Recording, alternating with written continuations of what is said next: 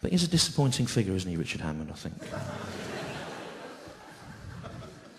He disappoints me, because, you know, you sort of get the sense that he's probably all right, really, but he's in with a bad crowd, you know? And you know what? I should have seen this coming years ago, because I was actually at school with Richard Hammond. I was at a school called Solihull School in Solihull in the Midlands in Birmingham. Richard Hammond was there. If you don't believe me, you can look it up on the Wikipedia, and there's a list there of all the other Z-grade celebrities that went to Solihull School. I'm on it. Richard Hammond's on it. He was about 5 years below me. And in the year above me at Solihull School in Solihull in the early 1980s was the original lineup of Napalm Death. And I actually used to go orienteering with Napalm Death. I did, Glasgow. 4 Sundays a term. I would go voluntarily to the Brecon Beacons to go orienteering with the original lineup of Napalm Death. But it wasn't square, going to the theatre and all like in Top Gear orienteering, like you would do. It was first wave proto-speed metal, anarcho-punk orienteering. We had maps, but all the boundaries were crossed out. Come on, it's better than you. It's a better joke. That is the second best joke in the show. Come on, follow their lead. Follow them. And I actually saw the original lineup of Napalm Death do about their 3rd ever gig, and it was in 1982, and they performed in front of a banner that said "Punk is a rotting corpse" at Dorridge Village Scout Hut.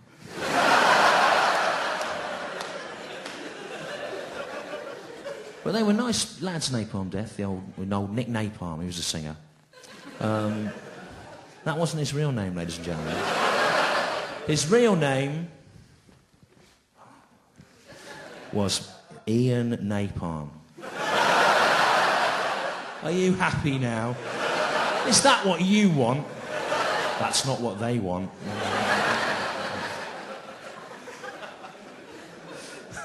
But he was a good lad. Richard Hammond was 5 years below me. Despite that, I did know him for a term. And I was very good friends with him for a term. What happened was, one morning, I went into this old toilet, like a pre-war toilet block. No one really used it apart from for smoking and stuff. And there was this young lad in there, about 11 years old, and there were 3 15-year-olds all gathered round him and sort of knuckling him on the head and kicking him and stuff. And I went over, and because I was in the year above, they dispersed. And I said to this little boy, "What's your name?" And he said, "Richard Hammond." And I said to him, "Are you all right?" And he said, "Not really." And he looked like he'd been knocked about a bit. And I said to him, "Does this happen to you a lot?" And he said, "Pretty much every day." So I said to him, "Look, I'm the library monitor, right? And you can come in the library and..."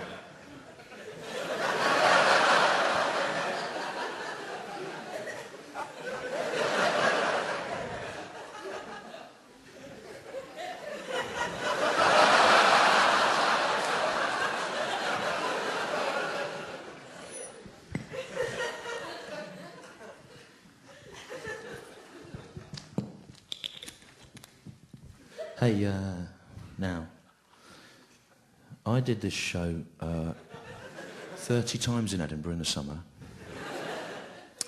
And in Edinburgh, the library is not the funny part of this show.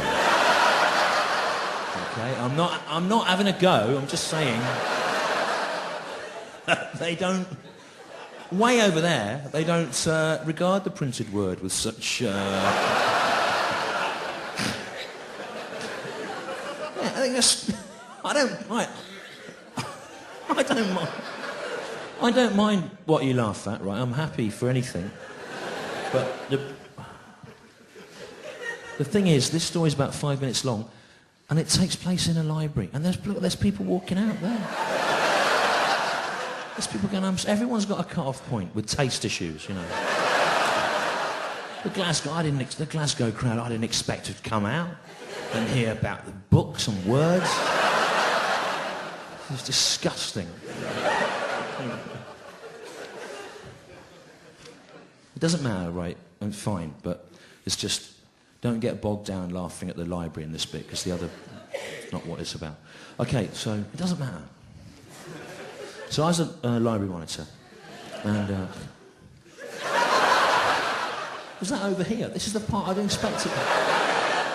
Oh, at 2. Yes, that was a reference to Shakespeare. I don't know if you see that. It's about betrayal. So,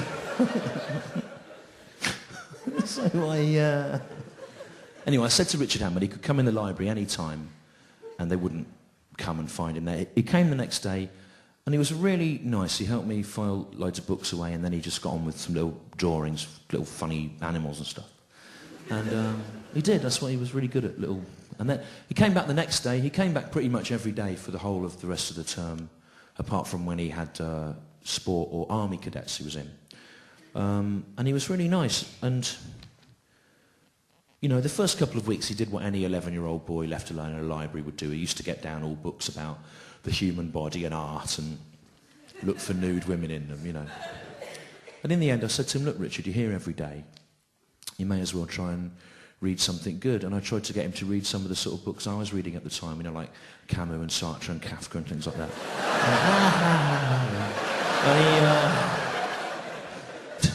And he read some of them, and we'd talk about them and his family and growing up and school and stuff. And now, I was from a single-parent family. I didn't have brothers or sisters, and at the risk of sounding mawkish, I think that the 2 months that I talked to Richard Hammond every day were the closest I came to like a sibling relationship, really, in my teens, and I was very grateful to him for the trust, you know.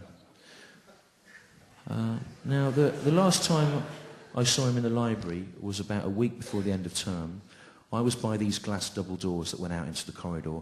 He was filing some of the books away, and he suddenly went, and he pointed out in the corridor, and these 3 kids that had been beating him up were coming. Now, I didn't have a key to the door, so I said to Richard Hammond, quick, chuck us the 2 biggest books on that trolley.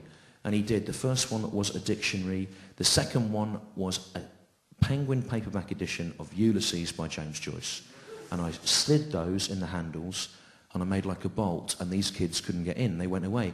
And I think it's ironic, given that Richard Hammond's now like a kind of publicly funded cheerleader for mass ignorance, that he was saved by James Joyce. Now, that was the last time I saw him in the library. He didn't come back. I don't know why. But the last time I saw him to speak to was about a week later. I went back to that same toilet. He was there, as were those 3 kids, but this time they weren't beating him up. They were all sharing cigarettes, and they were looking at a Rustler, which was like a porn mag from them with a little record on it. And I said to him, hello, Richard, and he blanked me. And I went for a wee, and while I was doing a wee, one of them said to him, who's that, Richard? And he said,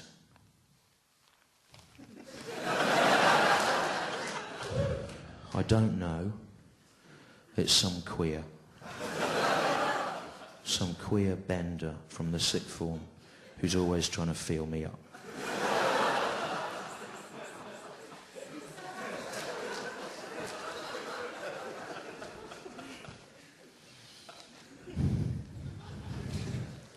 Now,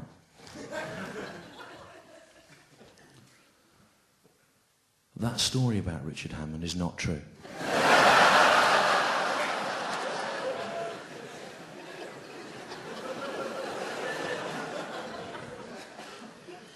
But I feel that what it tells us about Richard Hammond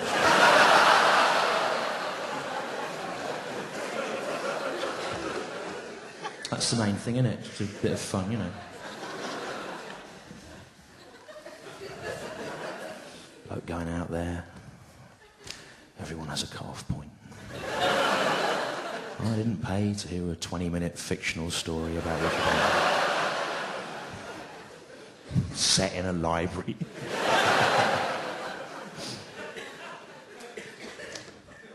He's a disappointing figure though, isn't he? I mean,